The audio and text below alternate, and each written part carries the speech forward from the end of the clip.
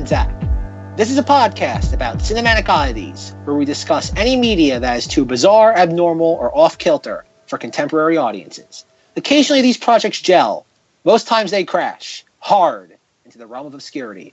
Join us as we delve into the cult classic swamp. I'm Zack. And I'm Rob. And here on Cinemodities, we're going to talk about a very specific scenario. Something that you can find yourself in, if you choose to, really. And that scenario is you're with someone, or maybe a group of people, before going to bed. And you have the chance, you have the control to make them watch something. And in this scenario, we ask ourselves, well, what do we watch? Who do we watch it with? Why do we watch it? What reaction are we looking for? And what is it going to say about us to that person? Maybe you are hanging around with buddies late at night. You've been smoking some reefer, some wacky tobacco, and you want to watch something crazy. And I bring this story up because this is exactly how I found the movie we're going to talk about today, Fantastic Planet, a 1973 animated French movie. I'm going to do my best French accent here. Les Planètes Sauvages. Was that a good French accent, Zach? Some of your mother is screaming acne. Could you do it better, you think? You think you could honor the French accent better on the La Planète Sauvage? La Planète. I give up. That was perfect. I'm pretty sure. Sauvage. There we go. So yes, the actual name of this movie and the movie that stayed on the title card, even in the English version, is the French spelling Les Planètes Sauvages. Which is strange to me because I have always known this movie is Fantastic Planet. If you Google it, you're going to find it under Fantastic Planet. It's pretty well known. Like, people talk about it. People have ranked it pretty high up there on sci-fi lists, I believe. But Sauvage means wild, to my knowledge. And so this was the wild planet. But I think there's some kind of translation or slang thing where it made more sense in the context of it that Sauvage would mean fantastic instead of wild. See, I didn't call that a fun fact, Zach, because that was not a fun fact, but it was an important fact. Because the planet is pretty wild. Both planets. Oh, indeed.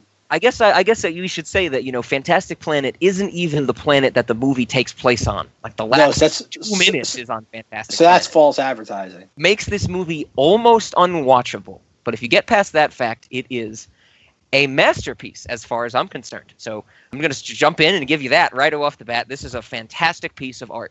Everything about this movie is great. The English version is wonderful, especially because we have some of the greatest delivered lines in cinematic history. I think we'll get to those as we hit some of these scenes. But this is just a fantastic piece of planet. If I do say so myself, Zach, a fantastic... What do you think of Fantastic Planet? This is what I've been waiting for, because this is a Rob choice. Zach, yes. I found out about this well after I tried to move away from Zach forever. But now he got me back, and I made him watch this. I have my hooks into him digitally, yo. This first series is punishment for each other. He made me watch Batman vs. Superman and lose 2.5 hours of my life. Yes. And now I made Zach hopefully be horrified, because this is a scary movie. First things first. I remember when Rob first suggested this, he's like, okay, because this peek behind the curtain is that Rob's like, oh, I'm going to pick 2 movies. Number 2 is Fantastic Planet. I'm like, why does that keep ringing a bell? I'm like, for some reason, it's like Fantastic Planet. And the first thing that came to mind was Fantastic Voyage. And I'm like, that doesn't sound like a Rob movie. But I'm like, okay, it's kind of psychedelic when they get shrunken down and they get put in the human body. It's like, that sounds like that could be a Rob movie. And then, like, I don't think I Googled it beforehand.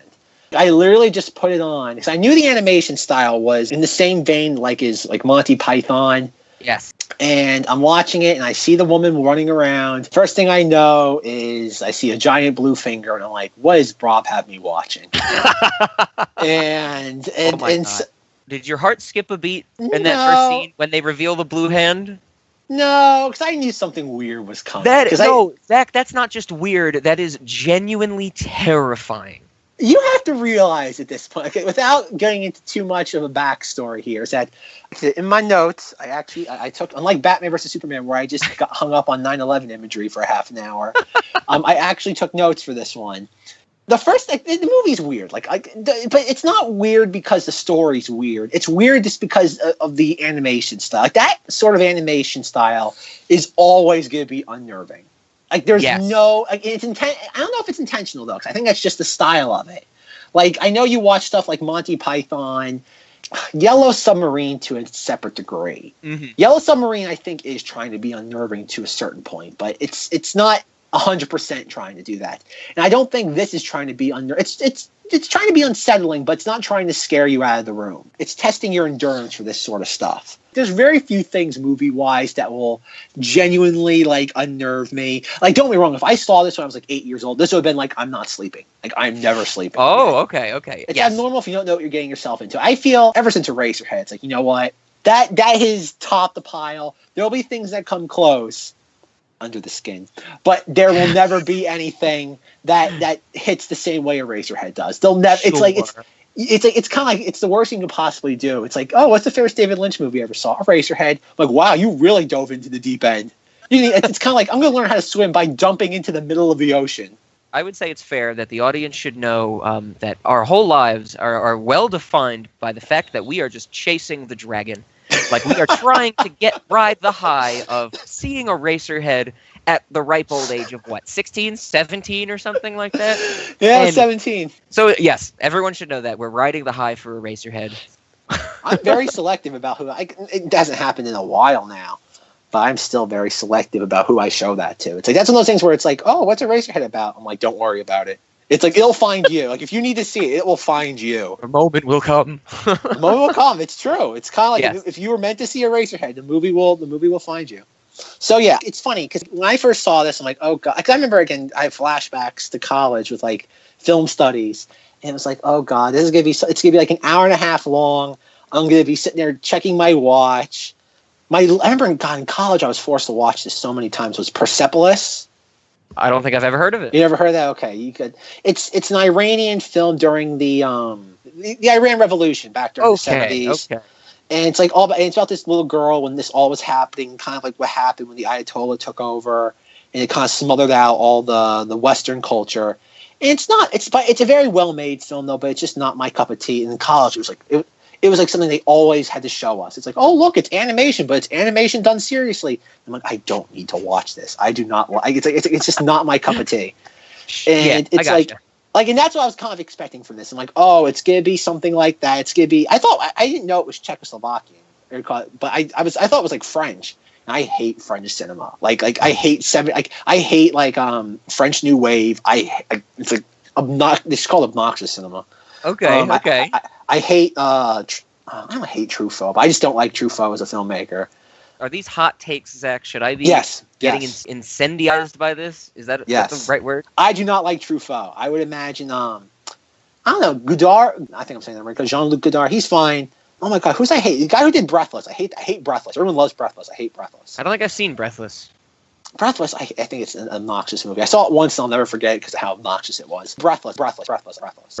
But anyway, though, it's like I was expecting that, and I'm watching it. I was shocked at like how brisk of a pace it moves at. Like it moves at a healthy pace, and I'm like, so it is only an hour and 10 minutes long. You know, to its credit, it's a lean, mean alien machine, I would say. Yes. Especially at the end when they just advance technologically in 5 minutes. But we'll get to that. I'm getting ahead with the end of the movie. You know why that happened, right?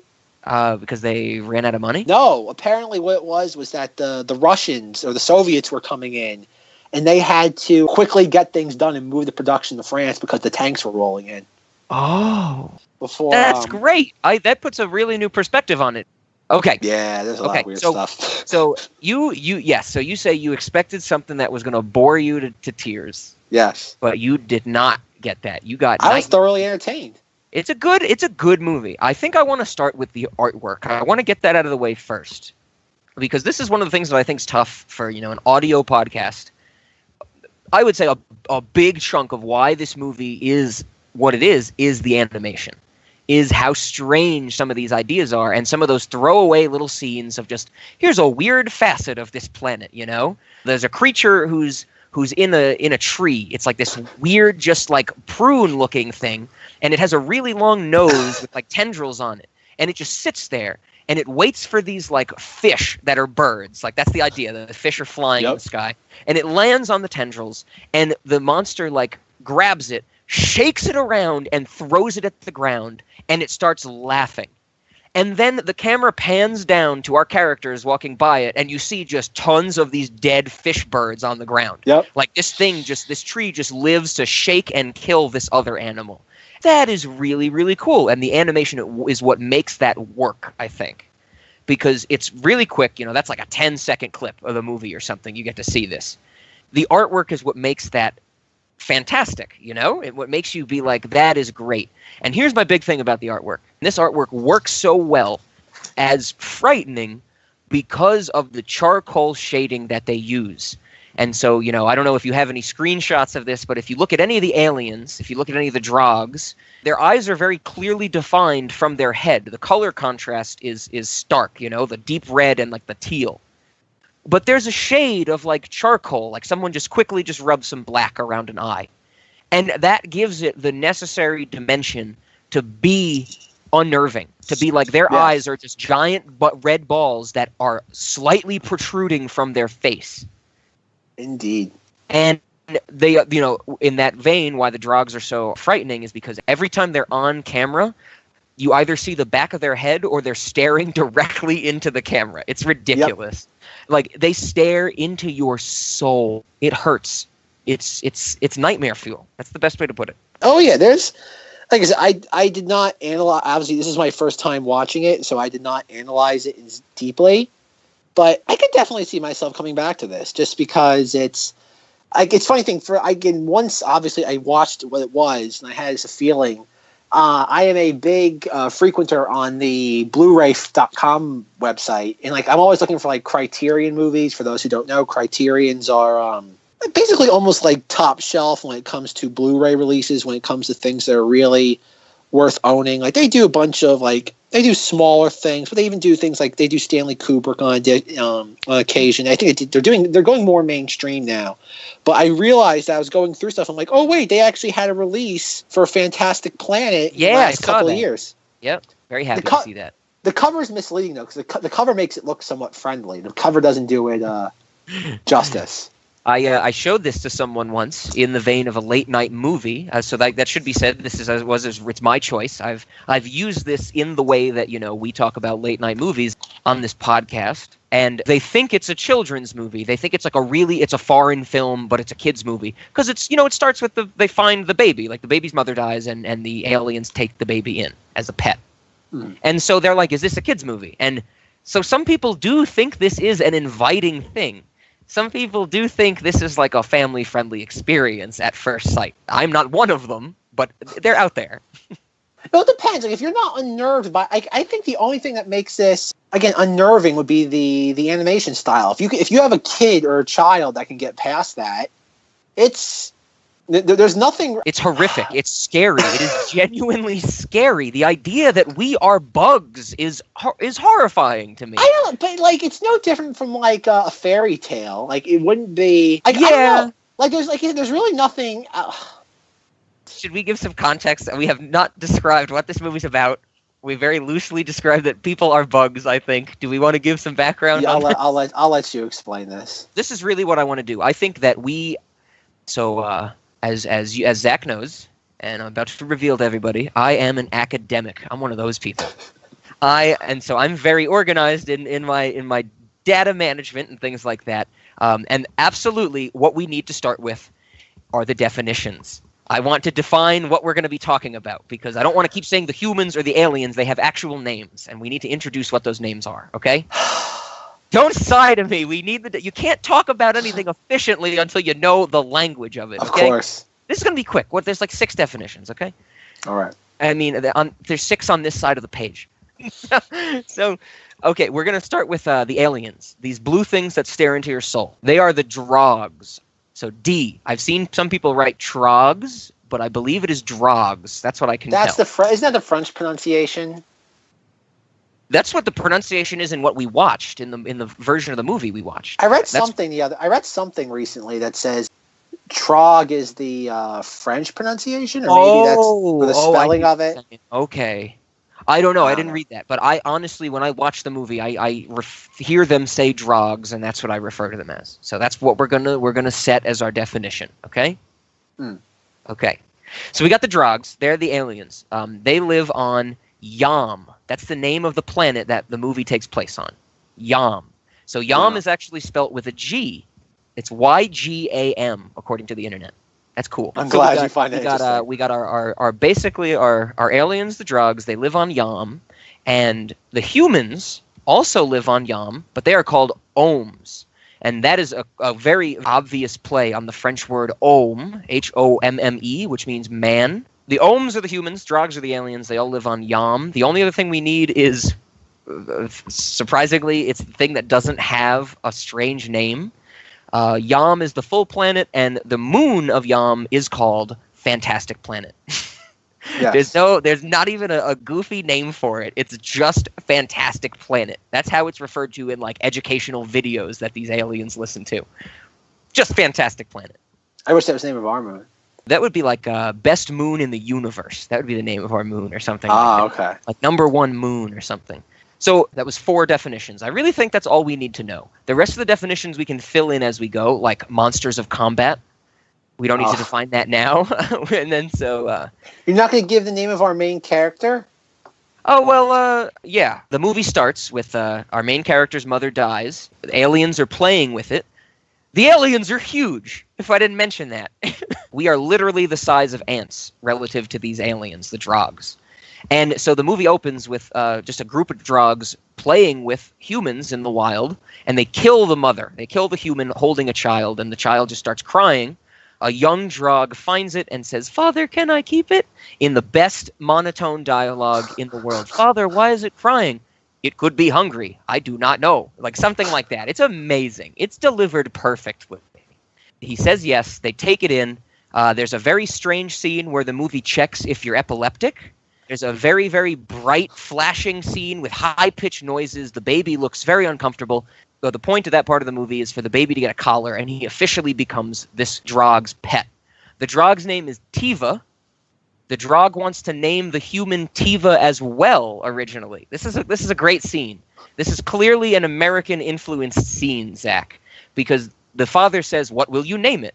And she goes, "Tiva, like me." And he goes, "No, that is no name for an ohm. You should name him Fido or Trusty."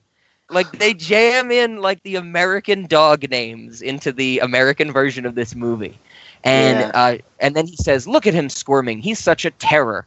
And then she goes, "I'll name him Terror." And that's where we get his name. It's the beginning of the word terror. I think he says pick terror. Up on that. Yeah. And so Terror is what we get. I believe the credits spell it as something like Tarr. Yeah. And it's pronounced strangely, but I imagine it is tear, like tear on a scale. That's what tear is to me. It's spelled, I see on Wikipedia, it's spelled Terr. Terr. Okay, gotcha. But that's what it is. That's what we got, Zack. Did I miss anything? Is there anything that jumped out at you that I didn't hit in the beginning of this movie? The exposition? No, I think the exposition's there. Yes. So that's the premise of our movie, that we follow a human child being taken care of by a giant alien. And so now we're going to get to things that I want to talk about in this movie, okay? There's a few things that stand out to me wildly in this movie that I have grown to love over the years. The first one is basically the setup of the movie, the exposition scene. After our character becomes a pet officially, we get a drog government scene. We get the scene where like the 5 drog officials are just talking, and it reveals that they're like talking in the center of a cube that's projected to like 100 millions of drogs or something like that. And they all watch a little educational video about the humans. Do you remember this? Do you remember like the really like the pencil artwork and stuff? And they have like little flittery like museum type music, and all the drogs are just like, "Oh, this is so interesting." Like, "Oh, there's a little house that used to be on Earth," and stuff like that. And they're like, "There's these, the building are not working at full efficiency in this one." This is an amazing. This is a masterpiece of a scene, Zack. I love this scene. It's so clean. It's so efficient. We get everything we need to know, and it's not dumb. I love the concept of this movie. They didn't need to do it. They didn't need to tell us why humans are bugs. They didn't need to do that. They could have just dropped us into a movie and say, "Hey, humans are like bugs. Deal with it. This is the plight of humans living with giants." But they actually give us a good explanation of why humans are on the planet. And it goes something like this. Humans messed up That's usually how it goes, right? We did a lot of damage to our own planet, and in some sequence of events, the Drogs found us. And the Drogs took the humans that were left on planet Earth and brought them to Yam and had them live there. And basically said, you can live here. You got to deal with the fact that you're the size of a bug, though. Like, plants are bigger than you. Blades of grass are bigger than you and things like that. So this is a part of the reason I love this scene, Zach. And I want to know if you thought of this when you watched this part of the movie. Giant aliens had to get to Earth. The kid, the little girl alien who's a major part of this movie is literally bigger than the planet Earth, I would say. No. Have you ever thought... it's maybe not bigger, but comparison? Have you ever thought of that idea before? Because I don't think there's ever been a movie, other than Galactus from the Marvel Universe, he's bigger than planets, he eats planets. Like, this is the thing. Every time you think about aliens coming to the planet Earth, we're like, they're going to be the same size as us. Or maybe we got the Signs universe where they're a little taller than us. They're always relative to us in size. They're comparable in size. What if aliens showed up and they were just like, we're bigger than most of your planet? That is a great idea. I don't think they're bigger than I read somewhere online that they're supposed to be, 39 meters tall? They can hold human beings in the palm of their hand. That's the relativism we need for size, Who cares what measurement you want to give them in this animated movie where they probably change height all the time? They can hold human beings in the palm of their hand. Fully grown human beings. They're giant. I want to see the prequel where we get to see them invade Earth or whatever they do to Earth. That would be amazing. I love this idea, Zach. So, I don't know. If it's true, I'm looking. They should only So if they are around, I'm trying to figure this out. If they are around 39 meters tall, that means they're 127 feet or around that. So they're around. Imagine like a 130-story building. That's way too small to me. In my imagination of this world, these things are huge. You know how big 130 stories is? It's pretty big, but I get what you're saying. It's not bigger than our planet. Like, it exists on our planet. So, when I think of this, I get a Gulliver's Travels sort of vibe. Like, I feel like they're mostly tall, but they're not.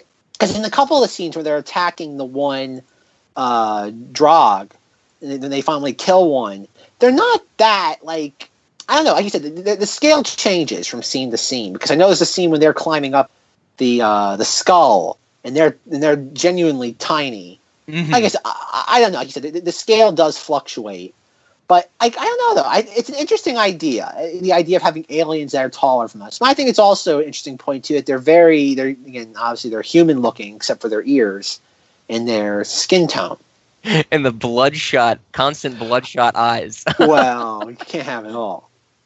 I was going to say, speaking of the human look, there we do get a scene that there's nothing special about the scene, but I do want to mention it where the Drog alien looks at Tear and tries to make herself look more human. Like, she draws an outline of an eye and she starts putting white stuff on her face because Tear is a white person.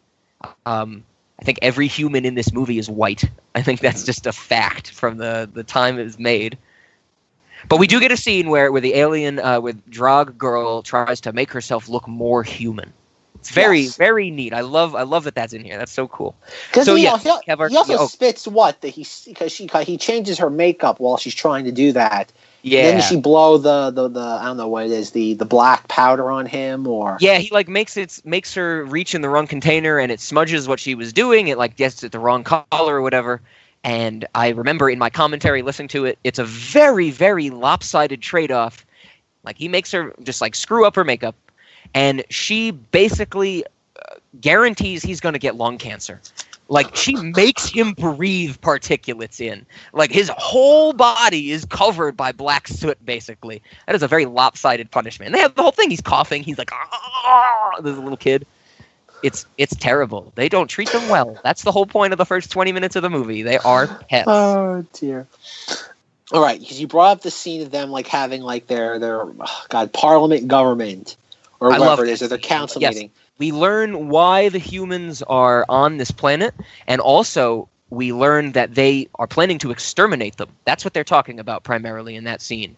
that they think the wild ohms are greater in number than they thought, and they need to look into new ways to exterminate them. So that's the setup. Yes. The one, okay, I think you're going to like this, is that as I was watching this, again, going back to this scene of the government or whatever it is, though, obviously a lot of influential people who have watched this and have borrowed from it quite liberally.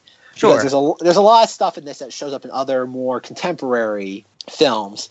Like, I got a very Dune vibe from this. There's a very strong Dune vibe. Okay. There's a John Carter vibe. Now, to be fair, the John Carter books were written back like in the beginning of the 20th century, so I wouldn't be surprised if John Carter influenced this. There's a Scientology vibe to this. A very strong Scientology vibe to this as well. But my favorite is during the meetings, hearings of the government, you know what it reminded me of? What? The Senate scenes in The Phantom Menace. Really? I'm watching this. Really?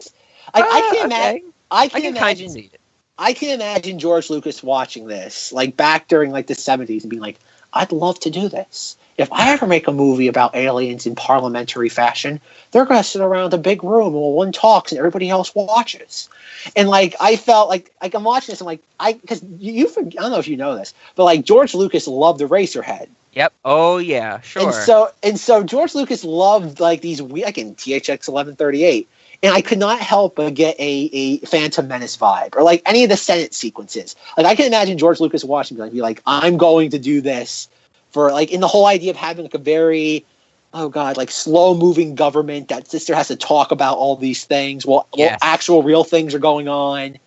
Again, it's the red tape and bureaucracy of government. Like, that was the biggest thing. I was kind of surprised by how much in this movie has been borrowed from. I'm sorry, how much of this future movies that would come after it have borrowed from it. Sure. I've seen that as well. I've read an article in preparation for this and some of my research where someone basically did like a 15-minute YouTube video comparing Fantastic Planet to one episode of Steven Universe, which I have no experience with. But, so that's out there. People are seeing this, and I like that. The one other thing I want to say about that government scene that I really love is this is our first introduction to the dialogue that we're going to get in this movie. Like, the type of things they're going to throw at us. This is the first scene where they really say, hey, we're going to just give you words that you need to figure out in context, that just you have to know what they mean to this alien planet. And they do it pretty well, because they don't throw you right into it. They say like Uva, which is like a sector of the planet. They say Yam, which is the name of the planet, so you start to get a feel for that. But my favorite line in the whole scene is they're talking about these machines that are not working at full efficiency, and one of the officials says they attributed the inefficiency in the machines due to a rupture in the emotional compensation system. Love it. Love that. What the hell is an emotional compensation system, and why can it rupture? Why can that rupture, Zack? Beautiful. Beautiful imagery in that. They're giving you physical artwork to look at, and they're giving you mental artwork to think about. It's a masterpiece from the get-go, Zack. Like I said, I was more enamored with the visuals. I did not, like I said, it was my first and only viewing. So it would take me more, again, repeat viewings to really understand and appreciate what is being said. Sure. Like I said, so a lot of that's just over my head. That's just how I watch it. I'm trying to digest the movie. I'm letting the waves of the movie crash over me. And so stuff, like I said, I obviously, the things I picked, like, to me, again, it was more the creatures that stood out to me between the, I'm trying to find a picture of it. Although the thing that really sat there, like I said, the dialogue, I guess, and also I don't know how much the dialogue is lost in translation. That is a big part of it. That's one thing. Anytime I watch a foreign film and it's dubbed into English, I'm just a little hesitant about that, because I don't know how much of it. Because it always depends. Like a lot of times when you have a new transfer of a film, or depending on whoever did whoever got the rights for it, it's usually either they did it or they got it from someone else. Because think about every translation, unless they're doing it themselves and they're hiring someone that goes back to the original script, they're trying to sit there kind of make it up as they go along. Sure. So that's why I don't read into the dialogue a lot. Like that's one thing too. I was surprised when I got this. I was surprised that there was an English dub. I was expecting subtitles. I would actually I would love that, but unfortunately I don't have it. if I rewatch this, I would probably insist on watching the French or whatever language it's in. I think it has to be French, right? Yeah. A French dub with English subtitles. I would really, just to make sure that I'm understanding this properly. Or to the best of my abilities. I agree. I completely agree, because there are a few scenes in this movie where, when I watch it and I catch something that maybe I didn't catch in a previous viewing, I will sometimes, go back. I will rewind it and be like, what did they just say? Like, there's a scene when Baby Tear is running away and he stumbles on 4 adult drogs doing something strange. It's not a meditation scene. It's when there's a black tendril from the ceiling that touches their foreheads and it makes their bodies dissolve and, like, wind back up. Do you remember this scene? Hold on a sec. How do I do this? Are you trying to figure out how to, like, get this black tendril to wind your body up? I'm tense. Oh, you mean yeah, this, right? That's it. Yeah. I've been trying to find a picture of this because I wanted you to explain it to me. Yes. Please elaborate. Okay. We get a scene in this movie where a young character, Tear, runs away from Tiva, and he just happens to stumble on these adult drogs, 4 of them, where they are basically going through some type of transmutation process. That's the best way I can describe it. Their eyes lose their color. That's something I noticed this time around, that when this happens to them, their eyes lose their redness and they just become like blank circles. What happens is their bodies like meld apart. They all kind of join together, and then they start to wind back up into individual bodies. That's the best way I can describe what happens. And that's basically the physical thing of what we're seeing. It's beautiful. You should look up this scene. I think on YouTube it is a meditation scene, even though in the movie this isn't what meditation is. But this was one of the things that after, in this viewing, I said, what does he call it? Because the adult drog, like the father of Tiva, says something like, oh, this ohm has interrupted our blank. And I needed to figure out what he said. And this is why I would love subtitles, because if someone spelled this out for me, it would have been a lot closer, probably, because this is just a guess. I think he says chimerical. Chimerical. You know this word, chimerical? I do not. He calls it their chimerical visions. That's what it sounds like when I listen to it a million times. Chimerical visions. So chimerical means existing only as the product of an unchecked imagination. That's from the Merriam-Webster's website. Product of an unchecked imagination. That is a very specific word. So here's my thing. In the film, he says that their chimerical visions were very intense that day. Yes. I think this is their version of drugs. This is their version of intoxication. That a group of 4 adult drogs got together and was like, hey, we're going to get high. And this is how drogs get high. This is how I interpret this scene. It's very cerebral. I think the use of the word chimerical, if that's actually what they're saying, and existing as a product of an unchecked imagination, that's a very kind of, cerebral thing for them. And I think what they're going for a lot in this movie is that this culture is advanced. They are highly advanced. They're very, very bureaucratic, because I guess that screamed advanced to the Czechoslovakian people that made this back in the day. But like, they were like, how do they get high? How do they, what do they do for fun other than have sex? It's this chimerical visions. Like, that's honestly how I interpret this scene. It's tough to digest the first time you see it. You're just like, whoa, that looks cool. That's trippy, I wouldn't say cool, but I was like, again, like I said, I'm digesting it all at once. And there is, like I said, it's only 70 minutes long, but there's a lot there to process. So this scene in particular is the reason I wanted to bring it up, just because it is crazy. I think it's one of the things that sticks out from the movie when people talk about this movie. This is the scene that actually made me find this movie. And so, as I mentioned early on, this movie was watched originally, first time ever, as a late night movie, right before bedtime, very, very high. Been smoking that wacky tobacco, Zach. And we actually didn't find this movie first. We found a music video for the song Indigo Children by the band Pucifer. Zach's probably favorite band in the universe, not Pucifer, Tool. Zach loves Tool. Pucifer, if you don't know, it's the same guy from Tool. It's Maynard. It's the same front man. And so Pucifer is a great band. I love them. A fan, made a music video to that song with edits of Fantastic Planet. And a big chunk of this music video was this chimerical vision scene. Because, of course, it's so trippy, and Indigo Children is a trippy song, I would say. And Fun fact, Rob, I helped Rob's grandfather move in 2008. And when Rob was in the car, he played a Tool song. He started playing it like in November of 2008. And fun fact, it's still playing right now. It never ended. It's still playing. It's a great song, a decade. and it's one of the best songs ever, Zach, and you love it. It's still playing, like right now. That's why Tool has taken so long to release a new album, because no one's finished listening to their last one. No, they're still playing it. They're still recording it. Like it's just a work in progress. Like, hey, we did another 3 days in the studio. Listen to that. Exactly. Oh, if only Tool did that, Zach. The world would be a better place, in my opinion. But yes, that's how I found this movie. How I found this movie was, looking at music videos, being interested in Pucifer, and stumbling onto this. Unfortunately, could not find this music video again. I tried really hard. So I couldn't find it. I wish I could, because I would have showed it to you, because it's a great song, and I think it's a pretty neat use of this animation. Couldn't find it, though, but that's what led to me getting this movie. I was like, what is this animation? What are we seeing? I know the music, but why does it fit so well to this animation? And it turns out it's from this 1970s French film, Fantastic Planet.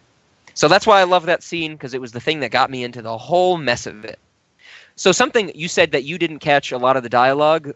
They do mention at one point, very briefly, 1 drog week is a human year. That's a scale of their aging processes. Is that what it is? Yes, they do say in a voiceover when the narrator speaks, he says that 1 drog week is equivalent to a human year in terms of how they age. So when our main character lives from like birth to 30, that's like 30 weeks. Okay. That's a very interesting time scale, I think. Because they never mention it again. They clearly the time is thrown out the window at the end of the movie. The whole aspect of how quickly they can do things. They're just like, oh, we invented a shrink ray. Great. But that's the little offhanded mention they make about the time. And I always thought that was cool. Well, I wrote that down in my notes because I wasn't sure. I know they mentioned it, but I wasn't sure, again, kind of like the height, whether it was something I just imagined or it was something concrete. Mm-hmm. And how. So speaking of the narrator, I don't know if you looked it up, but in the English version, the one that we're listening to, the narrator is Barry Bostwick. Did you see this? Did you look this up? I did not. Oh, okay. So this, according to film sites like that, if we want to give them any credibility, this is his second credit ever, Barry Bostwick. So Barry Bostwick, you might know as Brad Majors from Rocky Horror Picture Show. Oh. But of course, Zach, no, don't say, that's not his best role. Everybody knows him as Oliver Gates, a rather greedy defense attorney on 5 episodes of Law & Order's VOO. See, now we'll edit in the when you realize what I'm talking about. Don't tell me that. He was also in the Hannah Montana movie. I did not see that. I was watching VOO. And in Phineas and Ferb. So yes, Zach, there we go. That is our Law & Order connection to the Fantastic Planet. I knew he was also in Teen Beach Movie. That's a thing? It's a Disney Channel movie. Oh, why did we ever stop watching those? I'm kind of amazed that it's the guy that was in Fantastic Planet is the same guy that does Disney stuff. Yeah, I mean, he's a great voiceover. The narration is the one part of the voice acting that isn't terrible, I think. Well, terrible in the sense of how poorly delivered it is. The narration makes some sense. Can we jump into that? Should we jump into that? Can I give you some of the greatest dialogue now that we're on the kick of dialogue? Go ahead, sir. Okay, there's lines in this movie that are laugh out loud funny. And that's part of the reason this makes this movie work for me as not just a constant nightmare. And it works for other people, I think, because I'm going to talk about this near the end, but the people that you want to watch this with, I think, are people who are going to be keen on it, that are going to pay attention to it, And when you get someone to pay attention to this movie, there are scenes that are just legitimately funny. So we do get one about the middle of the movie. Our human runs away. Tear runs away from Tiva, and he goes and he finds other humans. But when Tiva realizes that Tear has ran away, she tells her mother. And she says, "Mother, I can't find Tear. What do I do?" And she goes, "Use the bracelet that controls him. Like you can make him come back to the bracelet by activating it." Tiva says, "No, Mother. If he's far away, it'll hurt him." And the next line we get, in perfect deadpan, is the mother saying, "Never mind that. Put your bracelet on maximum force." Mother, I can't find Tear. And my earphones are missing. Then you must use your bracelet. But if he's far away, I'll hurt him. Never mind. Put your bracelet on maximum force. Just immediately, just disregard completely what the child says. Just murder this thing. Great. A laugh out loud moment. You know, it's a great parental commentary, Zach. It's a great scene. You gotta dive into these things, okay? Oh no, dive into these things. Well, it's moments like that though. Is like once again comparing it to the Star Wars prequels. Is that it's this weird sort of robotic dialogue. And again, it sounds like prequel dialogue. In the sense, again, it sounds like something George Lucas would have watched and be like, you know what sounds good? That sounds like normal human dialogue. Space aliens would sound like that.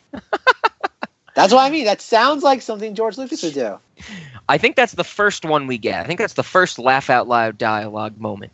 The second one, which might be my favorite of the whole movie, once our main character meets up with other humans and he starts to figure out that there are humans that are not domesticated by the drugs and they're trying to do their own thing and survive and not get exterminated, because that's a big plot of the movie is the drugs. Like we mentioned before, they're trying to exterminate the Ohms. He goes on a mission with these humans to steal food and supplies from the drugs. And on their way back, when they have all these crates and they're carrying them back to their camp, or the great tree is where they live, they get attacked by the bandits of the hollow log. The group of Ohms that live in a hollow log don't like the group of Ohms that live in a tree. That's what they set up in this scene. That even though the humans are the size of bugs, they still hate each other. Love it. You know, hating each other is not unique to Earth. It's unique to us. I love when movies remind me of that. Great thing. But anyway, they get attacked by the bandits of the hollow log, and they steal their stuff. Like, they steal the food that they, or the supplies that they were coming back with. And, oh, yeah. And so Tear, we get a little scene of exposition where Tear says, why did they attack us? And I'm pretty sure he's only referred to in the movie as Great Warrior. He's like the leader of the militia of the humans that leads all these missions. He wears a squid on his head. Like, his hat is a squid. Like a one-eyed squid is this hat. And he's called Great Warrior. He says to Great Warrior, why did they attack us? And Great Warrior says this. Because they're bandits. Beware of them. They are evil. They live on the other side of the park. It is beautifully done. I'm not changing the order. I'm not missing any lines. This is word for word the response he gives to Tear. That's the tonal shift. Like he's like they're bad. Stay away from them. They're just different. Like it is the greatest line of dialogue because it's so deadpan, but it is the greatest line of dialogue because it is the human condition, Zack. He says the real reason they don't like them last, very quietly, because they live on the other side of the park. Why do you hate the people you hate? Why do I hate the people I hate, Zack? I'm going to answer that question. Because they live on the goddamn other side of the park. That's the only reason I hate anyone in this world. They live on the fucking other side of the park. Beautiful. Okay. And that's what they say about us. That's. I think those are the ones that I want to mention, those good gems of dialogue. Here's something that I don't know if you're going to like, Zack. Oh. But I want to do this. I really want to get into this. Whether or not we keep it in the episode is fine by me. But I really love. This is my favorite part of the movie. Premise of this movie is that when our main character Tear escapes the humans, he steals a learning device. He steals one of their infos, as they call it in the movie, and that's how the humans are able to advance technologically and rise up against the drugs. And finally, glorious scenes, Zack. Glorious scenes of them learning, of people learning about this world. We get the government scene and these scenes. And I love the way that they stylize learning. When you learn on Yam, the pictures of what you're learning and hearing appear in your forehead. Like what you're learning about appears on your forehead, and that means you're learning.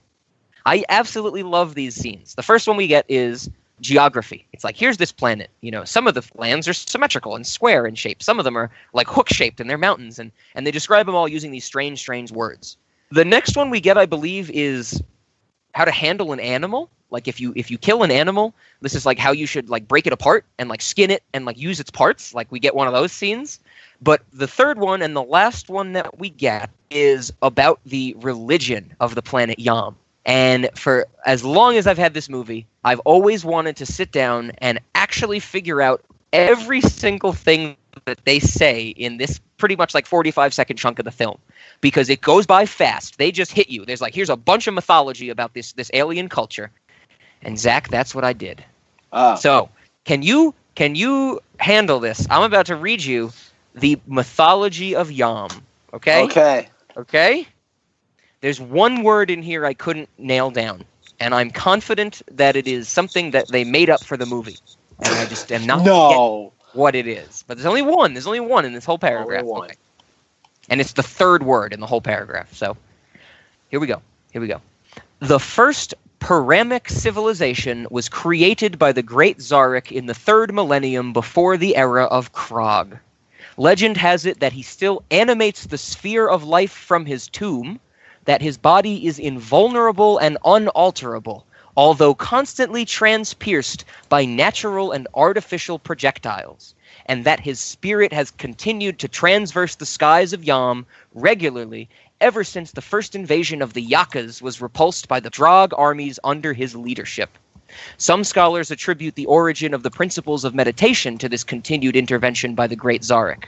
Others believe that he is immortal and reemerges from the flames of time into whirling reality, infinitely multiplied, to combat the element of the Drog spirit which seeks to die.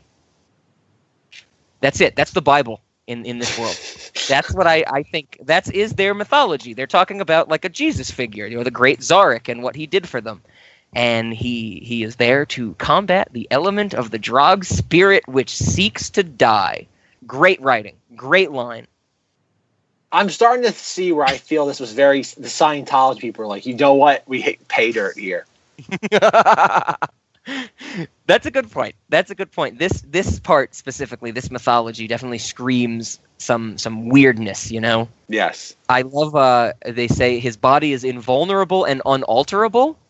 But then right away they say, although constantly transpierced by natural and artificial projectiles. What artificial projectile is shooting through him in his tomb? Like, that's crazy. That's some mind-blowing writing right there. I love it. I love that scene. I'm so glad we have this now. This should be the new intro to the show. I should just read this every single time. Just read that?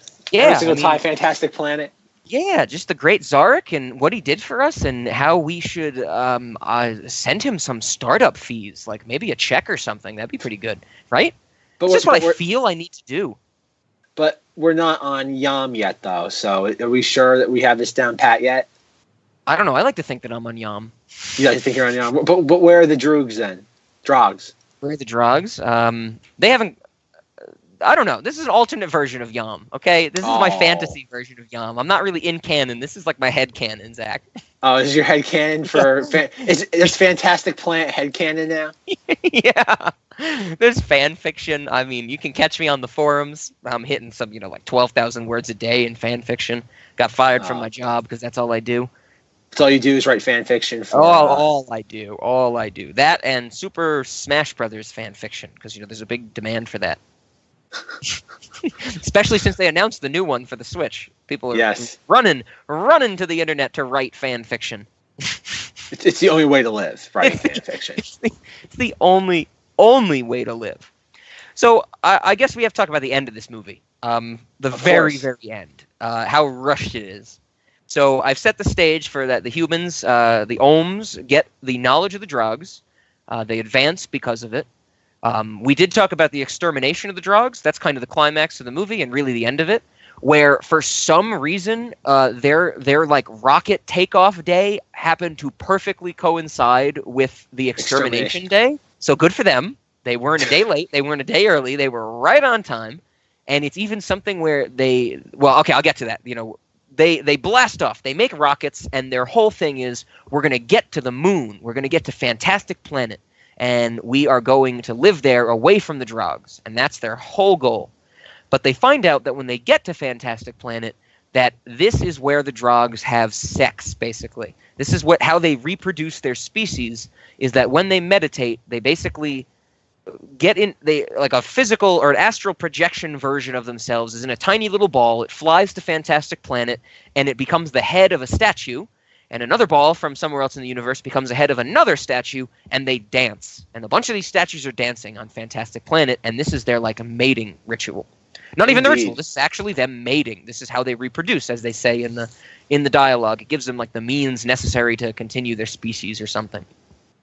And pretty much immediately, the humans go, "Oh my God, what the hell did we just find? Let's blow them up." And they turn on their disintegration ray, and they just destroy all the statues. And apparently, if you destroy these like outer bodies of the Drogs while they're doing this ritual, it fucks them up. We get a scene of the government. We get a government scene that we had at the beginning of the movie where like the screen everybody is watching is flickering in and out. And one of the Drogs is like, "Our society is doomed. The Ohms have taken their revenge." And in the meantime, they were frightened by giant statues and they finally had a weapon. Yes. And then they say, well, we need to find peace. We need to reach peace because they've screwed us over. And then the movie very quickly, I would say maybe 20 seconds goes, so they built another moon and called it Terra, and the humans live there now. The end. And something that we should point out is that everything that just was described as the end of this movie, reasonably the last 3 minutes. We get this in 3 to 4 minutes, I think. Oh yeah, it's definitely a rushed ending. It's explained over text too, which is it's not even really, you don't get to see any of it, which is unfortunate. Yeah. You just get to see them destroy the statues and the Drogs freak out, which is great. But then it's just like, oh, the movie's over now and peace happened. And everyone lived happily ever after. Yep. My one complaint is that rushed ending, but I'm glad you put it in a better perspective for me. But you forgot all the best parts of the movie, like the urinal cakes that expel gas that shoot all over the place. They shoot out so many of them. There's like 11 nozzles on each machine that shoots this out, and they put 3 of them like 6 inches apart. It's crazy. I also think it's interesting that you have the Ohms who are like the searchers. Like you notice that when they have all the gas going, you have like these Ohms that are like in suits. They look like they're like on leashes. The scouts for the Drogs or something. Like they're leading out. I think that's interesting. That's really, other than just kind of the imagery of it, isn't touched upon. Again, we didn't. I think we talked. We kind of hinted about it before. But the dinosaur strapped to your chest.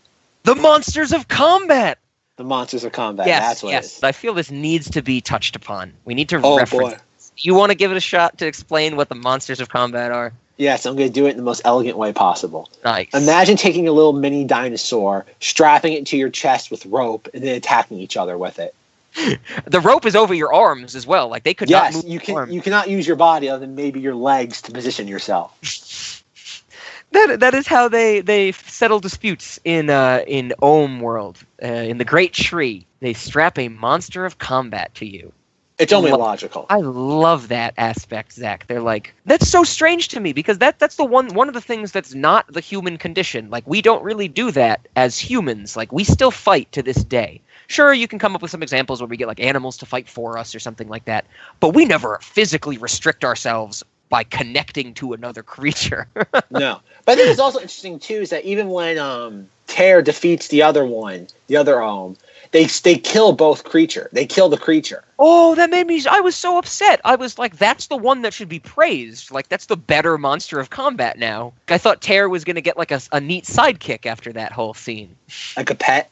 Yeah, that would have been a perfect, like a loop around. Like he starts as a pet and then he gets a pet. And it like a good theme of, everybody does this. It's just the natural order of things. I think it's not meant to do that just because it's supposed to show that the Ohms are no different than the Drogs, and they too will just sit there and murder their pets once they serve no use to them anymore. Sure. This movie is a loop of just everybody treats everyone below them horribly. It's the way it is. It's the way it is, Zach. It's the way of the world. People suck. Remember, that's what I said I want to talk about in this podcast. People suck. We're gonna put the audience down. I guess that brings us to the big point of should this be on the late night movies? Because there's a lot we haven't talked about. There's little blips. There's like 5 seconds here, 10 seconds here, where you're just like, what? That's a cool idea, but what did I see? The way that the Drogs eat, I don't know if you remember this scene. Yes. They inhale popcorn from a cloud of bigger popcorn. Like, it's ridiculous. I'm trying to think, what else was there I want to talk about? They kill the bird creature and stab it in the head, and they bathe in its blood. You want to talk about a horrific scene. The one right before that, that is horrific. We're going to take a shower in this creature's blood.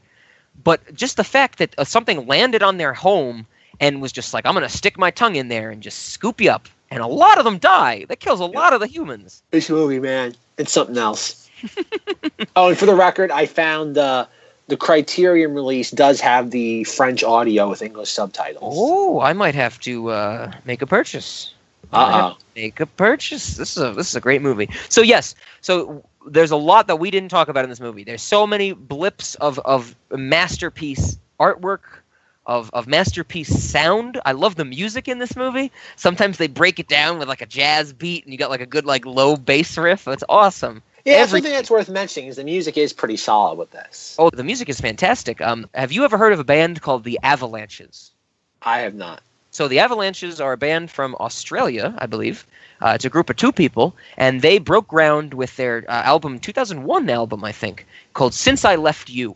And this album is a true masterpiece. This is one of the greatest albums ever, in my opinion. The gist of it, the hook, the gimmick, the thing that made it so popular is that it's just thousands and thousands of samples. Like, they sample a lot of old, weird stuff and put it together, and they make, like, crazy, awesome-sounding things. There is something that they sample in the album Since I Left You on the song Pablo's Cruise, for anyone who knows what I'm talking about. I have a strong belief that part of what they sample for Pablo's Cruise is music from Fantastic Planet. They sound very, very similar to each other.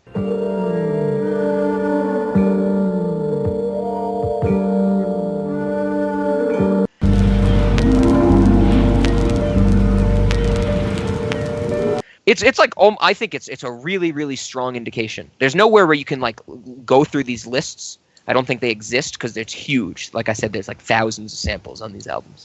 But yes, the music is unbelievable. The artwork is unbelievable. This movie is amazing. It's a masterpiece. And I'm going to tell you something that you might not have been able to figure out yet, Zach.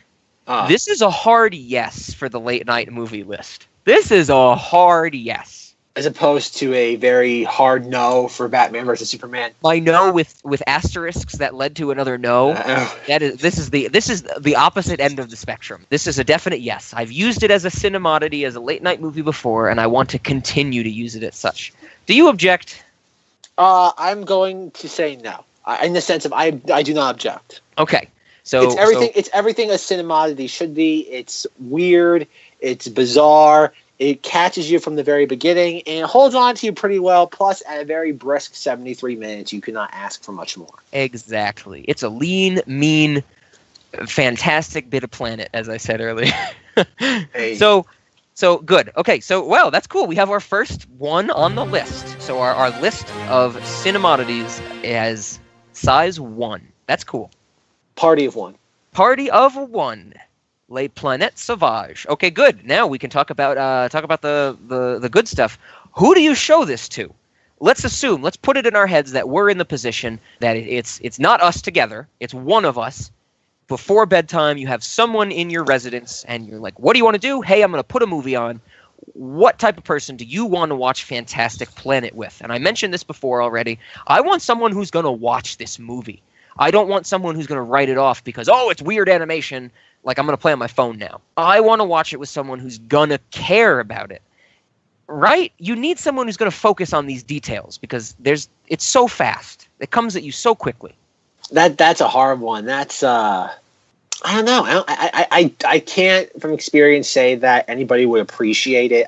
That's very difficult to weed out without really knowing who the specific person is. I don't know. This would be one that I would... even though it's on the list, it would not. I don't know. It is safe enough. It's weird. I don't know. I would put this in the preliminary because it's weird, but it's not completely disenfranchising. I don't know. I would put it toward the more what's the word for it? Oh God, beginner. I'd say in the late night movies ranking. This is the easy tier. Yeah, this is the beginner. Like, you could show us to someone, it would not really disturb them. And plus, there's enough going on that you're not really bored. Where, again, not to keep going back to Eraserhead, but Eraserhead, like, you show someone that, and there has to be a lot of patience for that first 10, 15 minutes. Oh, like, yeah. Oh, absolutely.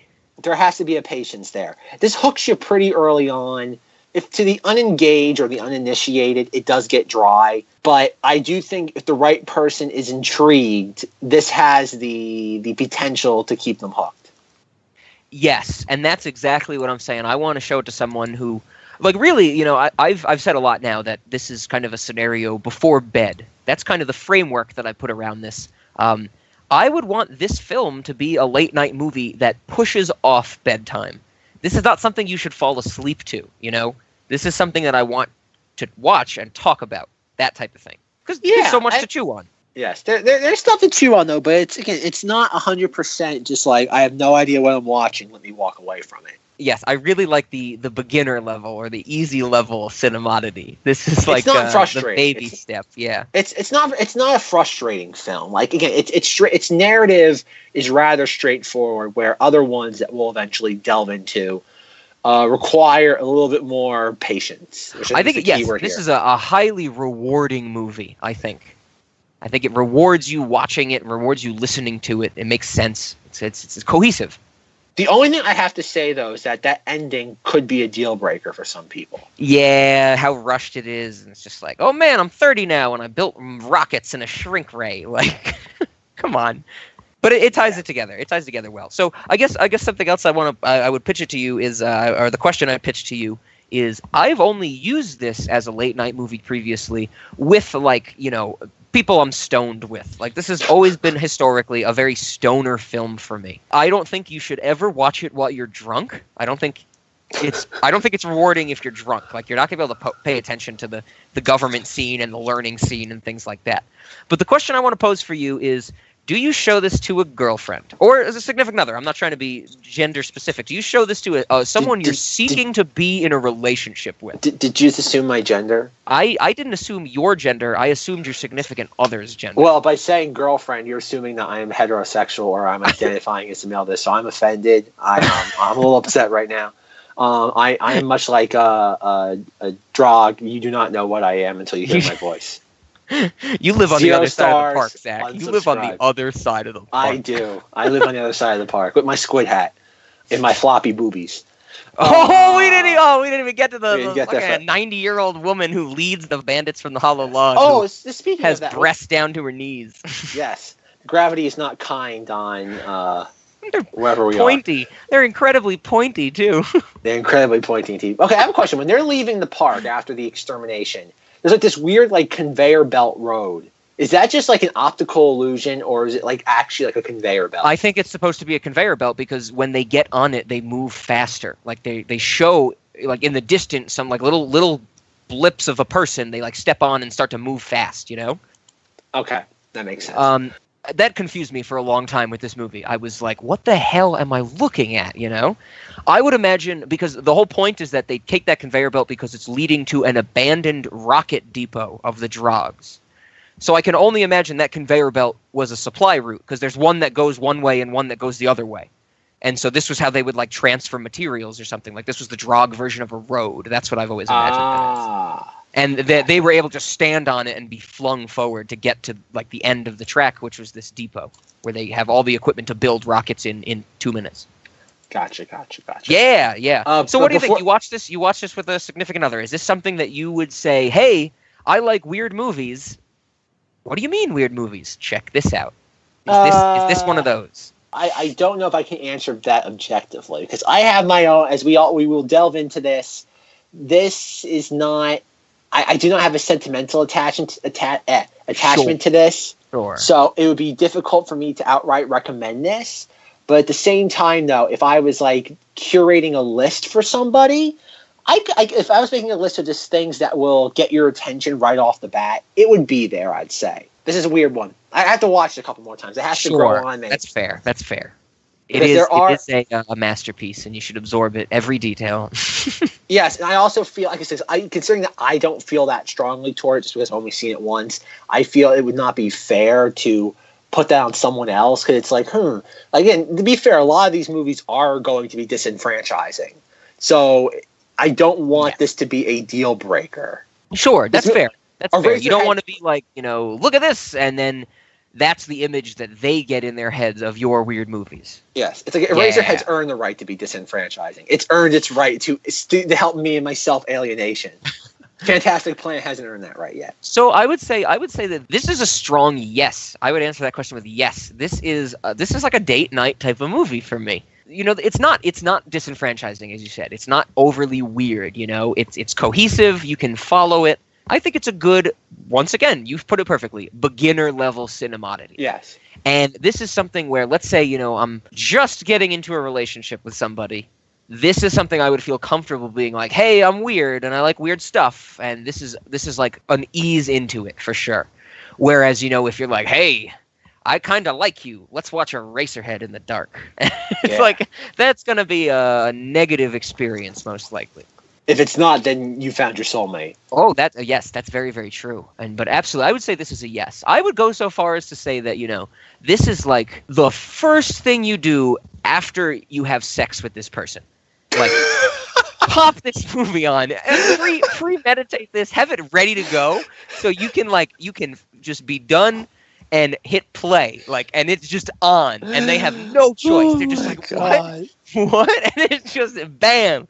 That's what I'm tempted to say, that this is that type of date night movie. So what you're telling me is that when you go to the local drugstore and you're like buying a box of condoms, you have the condom section, you have like the DVD section, and it's Fantastic Planet. It's like complimentary items. Like, okay, you buy one, you need your copy. You go to the register. Excuse me, sir. Where's your copy of Fantastic Planet? Oh, we're all sold out, Sonny. You got to come back tomorrow. Oh, but my date's for tonight. We're waiting on our new shipment of Fantastic Planet DVDs. We can't keep them in stock now that we've tied these two together. I just decided we're making a TV show. That's the first episode. A kid is trying to buy condoms and get Fantastic Planet so he can woo somebody, but the pharmacy is out of Fantastic Planet, and he has to go to the pharmacy on the other side of town, and it's a grand adventure. What do you think? It's a pharmacy on the other side of the park. He has to go to the other side of the park with the pharmacist that doesn't like him because he is from the pharmacy on the other side of the park. See, gold. It's all connected. Oh dear. So this is an overwhelming yes. This should be a late night movie. I would say that you should watch it post coitus. Immediately post coitus. I like that idea now. That's oddly specific. Immediately, not during. You can't have sex during this movie. That's weird. You might be thinking it out there. Don't. That's a weird thought. Don't think that. No. Watch it immediately after. You can plan it immediately afterwards, but during, that's a deal breaker. Not during. You got to focus on the movie. That's the whole point of what I was saying. You got to watch it when someone's going to focus on it. If you try playing it during, Rob will show up at your home or apartment with like a universal remote and hit stop on the DVD remote. Stop. Oh my God. I'm going to have the click remote, and it's going to literally stop them from having sex. Like, playing, it's going to force them to stop having sex and watch the movie. That's what the remote will do. Are you making a Adam Sandler movie reference? I think I am, but I like to think of that movie as a Christopher Walken movie. Oh, excuse me, in the Beyond section. Oh dear. Okay, I think we're done here, right? Well, no, there's one more. Oh, there's one more. Oh, what snacks do you eat during this movie? I knew this was coming. Popcorn. Gotta be popcorn. Because the drogs inhale popcorn while standing up. There's no hands involved. They are literally inhaling popcorn. I didn't think it was popcorn. I thought it was like exhaust fumes from a car. Every single time I've seen this, I thought popcorn. That's it was? Okay. It's like a big wind tunnel of popcorn that they just go up to and start breathing near, and they inhale the popcorn. So this has kind of been always a dream of mine. Not inhaling popcorn, but being able to eat a food that easily. So think about it. Like, what do we got? We have stuff. You have to cook it. You have to prepare it. You have to unwrap it. You can't just shovel anything into your mouth. It's a very difficult thing to do. You have to go out of your way to buy a 10-pound bag of Reese's Pieces just so you can have a difficult time breathing while eating Reese's Pieces. So I have a weird thing where it's like I'm interested in that. I'm interested in the ability to just eat food really efficiently, and that's how I put it. Right then. Efficiently. And this is what the drogs do, and they do it with popcorn. That's why I love that idea. That's why you should eat popcorn. I think one of the times I watched this, I tried to like inhale the popcorn while I was eating it to see if I could get it to work, but no dice. I do not have strong enough breath to inhale popcorn. The other thing I want to say is that this would kill me. I would die doing this. Like, I would give up on life and just stand there and inhale popcorn. So That's oddly specific. A bad thing. It's something I want. I said it's a dream of mine, but I know I can't have it because it'll be my infinite jest, Zach. It's just so good, nothing else in life matters. I would just stand there and inhale popcorn nonstop. It's all downhill after you can inhale popcorn, folks. There's nothing better than eating food constantly with barely any effort. There's only two tragedies in life. Not getting what you want and getting what you want. We are hitting the real philosophical topics on this show, Zach. I love it. Important things like inhaling food and movies to not watch during whatever. Do you have a snack? Any snack pop out at you in this movie? This is oddly specific, but I figured this will work. I found they had like, it was like triple clearance and nobody wanted this. It was blue raspberry Pillsbury cookie dough mix. Oh, and I'm like, this is brilliant. And it tastes like raspberry. And it's like cookies that are the same color as the drags. And it's like, you know what? I think that would be a good snack. What you do, but you have to decorate. You have to decorate the cookies. Like, you take the cookies and then you break like one into like quarters, and then stick it on the sides of the cookies so it makes their ears. Then you like get like red frosting and dot the eyes. Oh my God, blood red! Use more red food dye than you're supposed to use, and make it that red. And then maybe get like 2 chocolate chips and like put that like in the middle of the red frosting. Oh man! For like their pupils. Okay, you might have just convinced me. Like, that might be better than popcorn for this movie. Inhaling popcorn. Good idea. Yeah. Well, no. If we could legitimately inhale popcorn during this movie, you should do it. That's just a no-brainer. If only we could figure out a way of not asphyxiating on the popcorn, we would have it all figured out. We need the infos to know how the Drogs invented the popcorn inhalation technology, but we didn't do that. We didn't steal the info, Zach. And I'm kind of surprised about. I'm surprised there's no like sequel or like live action like version of this in development. Yeah, it's been pretty untouched for a long time. It's just it's well known. It's not like an obscurity, I think. No. Like, you always feel like every once in a while someone will threaten to make like a live action version of like Yellow Submarine, and it gets like shot down immediately. God. And like with this seems like something that would like be. I'm generally surprised there hasn't been like some rock group, or like I'm surprised like Marilyn Manson hasn't threatened, I'm going to sit there remake this, and I'm going to play Tear. Like I said, I'm surprised there's been really no redo of this. So we got to get on it, is what you're saying. Oh, no, I'm saying we should leave this alone. We probably said too much and gave someone an idea. Yes, we should. I agree. This is a gem. This is kind of, it just is. It's unique. It's really, really unique. Sure, there's other things in that art style, other things that deal with the similar themes, but nothing really is a Fantastic Planet other than this. No. And I love it. I'm glad I gave it to you, Zach. Indeed. All right. I think that seals the conversation on Fantastic Planet. Yeah, I think so. That was good. All right. How do we conclude the last episode? That's a good question. That's a good question. Did I scream Wonder Woman a lot? Wonder Woman. I don't think I said it once in that episode. No. Gal Gadot is not in the live action Fantastic Planet remake. She would be the girl. I don't think the girl has a name, but like Tear's love interest, like the first human he meets, she would be that. She played she has like one boob hanging out the whole movie. And so Gal Gadot would be like, yeah, I'll do that after Wonder Woman. Like, all the feminist pride I got for Wonder Woman, now I'm just going to throw it out the window. Let a titty sag out there for a whole fucking movie. Her agent would be thrilled. It's like, honey, I've got the gig for you. All right. Adios, folks.